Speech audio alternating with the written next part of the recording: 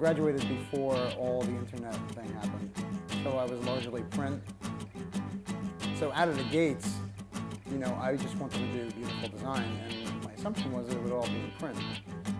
So I was pretty passionate about merging design with illustration and stuff, mostly because of the first client that I had, which was tour books, just doing dust jackets. So that's what it started as. It was like, let's make cool stuff, and you guys are funny, so let's all go make stuff together.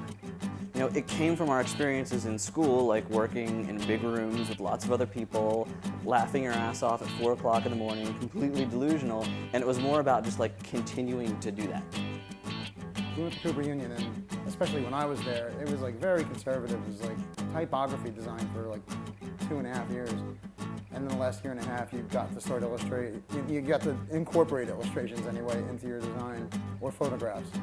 So Cooper had this like long tradition of not really focusing at all on illustration, which in some ways I think is kind of what happened with the chopping block, is that we kind of, you know, started a company and reacted to that and did all this like heavy illustration stuff, you know, and typography was just like a part of that. It was like marrying illustration with typography.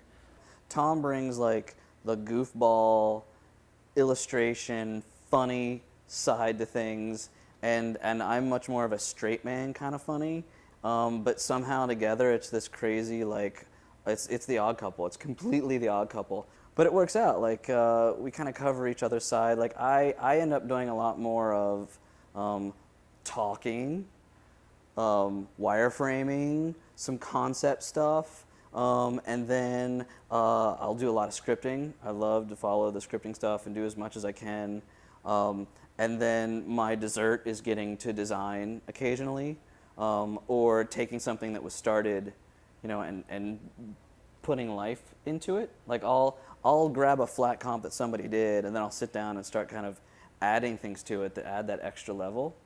I like being remembered as a studio and a shop that is obsessive about like the little details, like the little pieces in the corners and the little things that animate that don't have to. Like in the end, like if that's what we're remembered for, like that's a good thing. So you know, I'm kind of there, I think, at times to make sure that every single inch of stuff is considered. Our niche would probably be telling stories. You know, just using all this stuff. You know, and Flash was very important in the beginning of that. If I still think it's really awesome, and even though it's a client project, then I'm just like, that's fantastic.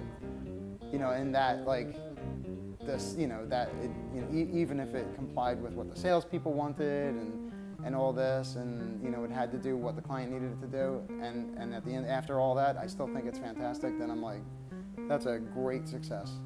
You know, and it happens fairly often. It's not a completely rare thing.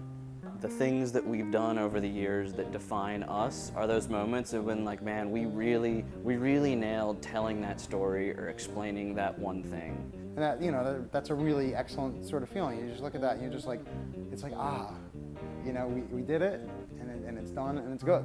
There's no part of it where I'm just kind of like, ah, yeah, that didn't work out so good, you know, because they wanted it to do this, and it was a compromise. So that's a very satisfying thing at the end of the day. To go for a walk and hit a toy store and find like a $2 bubble car and see that completely delight my kid for weeks has been a complete return, I think, to kind of the origins of when we first started making little Flash toys. I'm passionate now more than ever about making things that make him proud, which has brought a whole other level of kind of responsibility to not just what we're making formally, but what we're making socially.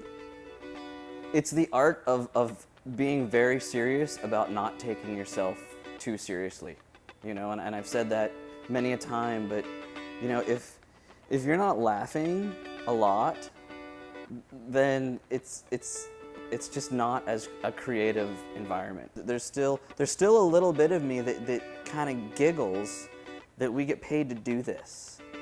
Because I say all the time, like, if everything was to go away, I mean, there's been times that I've been like, I don't want to do any more work for any more people so that we can do some stuff for ourselves.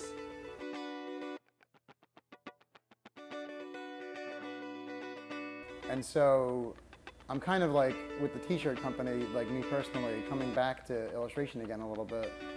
But it's never really been away from our radar. It's, I don't know, it is peaks and valleys for us. Like there was like a year where we did nothing but sort of like technical stuff and like interface design. There was very little, you know, out there kind of stuff.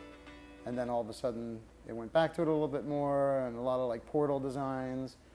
And so the stuff has been going like that for a while, like in terms of the client stuff. So it's been really great to create this other entity where not only you get to illustrate and do stuff like that, but you just kind of make up whatever you want. We feel like at times that we've let our fans down because we no longer, you know, we've grown up. We no longer have that, you know, endless amount of expendable time just to make goofy stuff.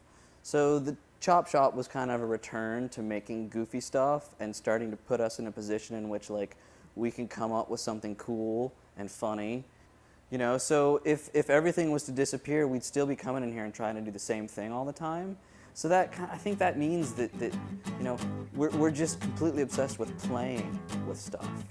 You know, and it's one of the things that we look for when we're either hiring people or we want to work for people. If you're going to show me work that might not have a meaning or a cause, but just has stuff happening because you couldn't get it out of your head, or you just had to see an idea through, or you wanted to see what something would move like or interact like. Stuff that, you know, you would just see and it would blow your socks off, and you'd be like, that's awesome. And it was just because they had no plan. They just did whatever they thought was really great, and therefore it was great. Like, those are the people that we consider our designers and our type of people, because they're completely obsessed with trying to figure out what's going on.